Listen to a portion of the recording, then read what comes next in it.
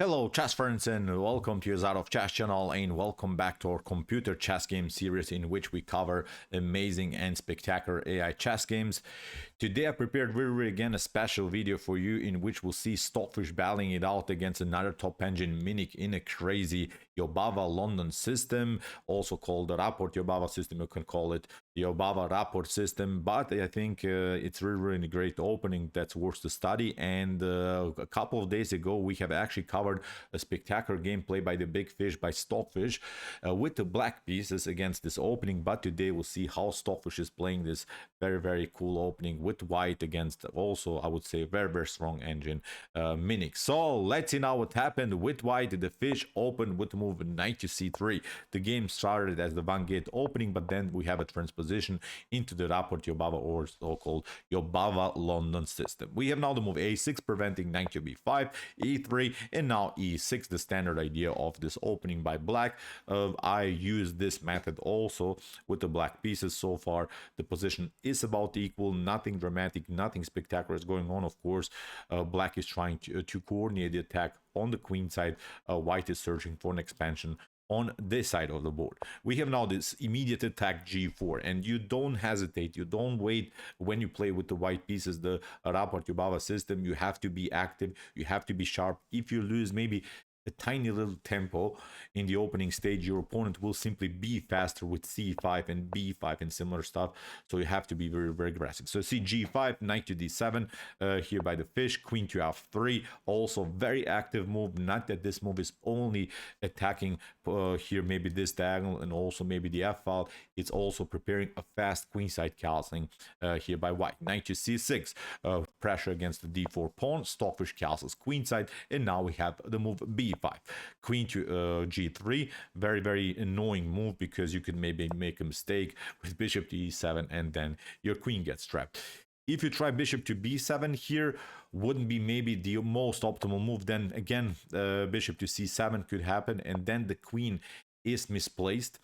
It's not maybe, I would say, a losing position immediately for black, but the queen wants to have, of course, a better activity. The queen is supposed to get here on a5, where it could attack maybe the queen side further, especially with the move b4 and similar ideas. So that's why instead of queen bishop to b7 here, rook to a7 has been played by Minic, preventing this annoying bishop to c7. We have now knight to e2, normal development, bishop to e7, now h4, Stockfish continues now the expansion, and now kingside castling also by Minic. And okay, let's stop and evaluate the position a little bit. This is now the common opposite side attack game where the kings are on opposite sides. You see black's king is on the king side, white's kings on the queen side. And in these types of games, it's all about the tempo, it's all about the activity, it's all about who is faster on the attack.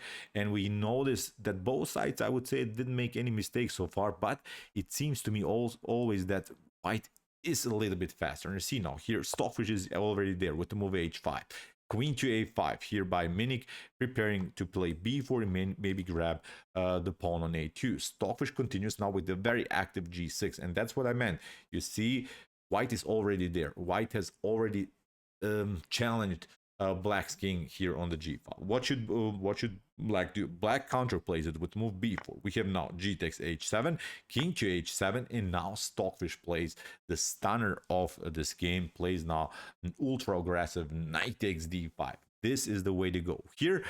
For instance, you could try knight to b1 to retreat, but then after queen takes a2, okay, the engine says here white is slightly better, but this is not the optimal move. Stockfish says knight takes d5 is the most brilliant idea.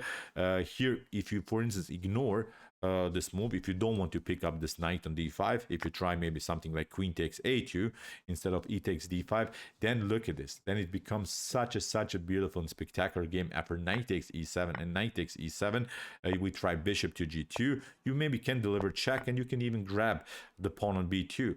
but no good further checks are possible here by black. White would continue simply with an attack against the queen. The queen has to play to a2. If you try to play queen to a3, then the queen gets actually locked. There's no good escape square here. If you try queen to b2 again, then rook from h to b1 will simply trap the queen. So this is not working. For instance, in this scenario, after queen to a2, rook to a1, and queen to c4, now comes a very, very unpleasant check. For instance, if you step back with king to g8, then you get the g file attack. You cannot even play g6 because the pawn is already challenging the g6 square. If you try maybe f5 to block this diagonal, then we simply attack the queen. Queen drops back again with the same pattern, but now h6. You're trying maybe g6, but look at this. Bishop to d6 attacks now the knight, and also then when we pick up the knight, we'll eventually pick up this pawn. I would say again, game over here for black. So I'm showing you this line because many of us maybe would not dare to pick up the knight on d5. So queen takes a2, we saw, is simply not working. So that's why Minik took. Stockfish gets now this idea. Bishop to h3, very active move. It's attacking the knight. It also liberates now the g file. Now there are several problems around the square g7. What should you do? If you try here queen takes a2 again, maybe you think at home, dude, why are not just taking and why are not including the queen into the game? Actually, again, it's simply too slow. Bishop to f5 will happen. If you step back, then bishop to g6. Look at this. This is now the winning idea. You're trying maybe knight to f6, bringing new defender into the game, but now h6. You take, and now the position is simply collapsing here for black. Very amazing stuff. So after bishop to h3, Minik tried king to h8 immediately, stepping back, but now comes this other rook into the game, and there is already a checkmate threat on g7. That's why Minik has to protect it, and now bishop takes d7. This is the way to go. This is now the beautiful idea. This knight on d7 is actually controlling the e5 square. For instance, if you take, this wasn't played in the game, but I wanted to show you the beauty of bishop takes d7. If black would have taken now this piece on d7, then this bishop is coming into the game. You take, then after queen to e5, you're trying maybe bishop to f6 to compete, but now h6.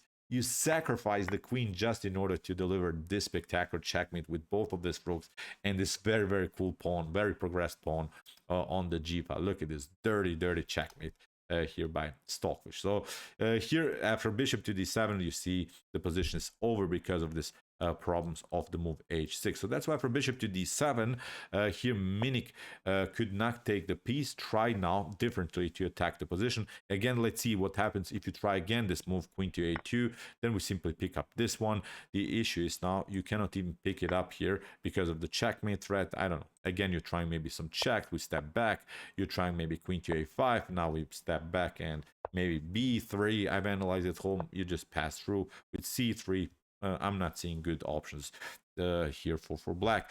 You saw in the beginning of the tactical sequence, white was the one that sacrificed the piece. Now black is a whole piece down, so it's game over again here for black. So after bishop to d7, Minik tried b3. Queen takes a2. Surprisingly, we see didn't work now in the whole game. Stockfish continues now with a3. We have now rook to d7, bishop to e5, again with the same pattern. h6 and similar stuff. Knight takes e5, queen to e5, bishop to f6. Now comes again this idea with the move h6, the pattern that we have seen previously. We have now queen to e1, must move, the only move here for black in order to deflect this very annoying rook from the g file. Now comes bishop takes e5, h takes g7 with the check. You have to take it out. Now comes the other rook into the game. You have to step back. Stockfish is not rushing by taking now the piece on e5. And in this whole epic so far game, we have reached now this position where Stockfish is up a pawn and has now, I would say, a much better piece, because notice black has a light square bishop and all of the pawns by white are on dark squares. Black will have a tough time to attack them somehow. So here b takes c2, Stockfish takes. Here, as I mentioned, white is much better. Stockfish protects now the pawn, gets this knight very active, goes now to the f6 square, supports now the pawn. Okay, it's a tough endgame, probably to win, but I think in AI chess this is always winning for white. So here king to g7, Stockfish delivers a check, again a new check, and now simply Stockfish push this pawn further, creates now this very dynamic pawn structure on the king side. Bishop to c4, again a new check, again a new check, and now Stockfish goes behind here, new check, and now finally the move e6. This move e6 is of course preventing f takes e6 because the rooks are lined up on the 7th rank. d3, counterplay here by Minik. We have now king to c3, rook to c7, king to d2. We have bishop to b5, trying maybe rook to c2 ideas, but now a brilliant idea here by the fish. Here comes king to e3. The issue is you cannot play rook to c2 because there is always the problem of rook to f7, immediately checkmate. Also worth to know, look at this beautiful checkmate pattern. That's very I think a thematic idea which should be learned, of course, if you're maybe with a beginner. This is a pattern that we should know how to deliver checkmate with the pawn, knight, and a rook. So here, after king to e3, rook to e7, now we have knight to d5, attacking the rook. Here, Minik tried to battle, but now Stockfish takes, retreats here simply. Stockfish goes now with an attack against the piece. Bishop steps back, and now finally this pawn is rolling. d2, Stockfish takes. Stockfish simply promotes here, takes it out now, and even gives up now the knight because still it's obviously completely winning endgame with this 2 versus 1 situation on the queen side. Here Stockfish pushed the pawn further, grabbed now this one, and after a couple more moves it was simply game over. Stockfish promoted to queen, got the queen closer, and in this position actually Minik resigned. So amazing game again by Stockfish 17 in a great Jobava-London system. So I think the Jobava-London system is a system that can be played, we see now, for black and for white. It's a, I would say, perfect opening because many games are winning games, very positional, but it can become, we see, also a very tactical opening for sure. So I would dare to say maybe it's sort of an opening for the future in chess, because I see now many often Magnus Carlsen, Hans Moke Niemann is playing this often opening. All of these top GMs are using this methods now eventually, so I think it's an opening worth the study for sure. So okay, if you want to see some other beautiful games and studies about the Jobava or the Jobava rapport system, check out our playlist. Here's the link to the playlist where you can see really spectacular games for sure. And if you want to see some other beautiful AI chess games, also some beautiful Stockfish games, check out our commented chess games play by computer series. Here's also a link to the series, and if you like this content, hit the subscribe button. See you soon with some more videos, and what do we say in the end? Chess is the best, of course.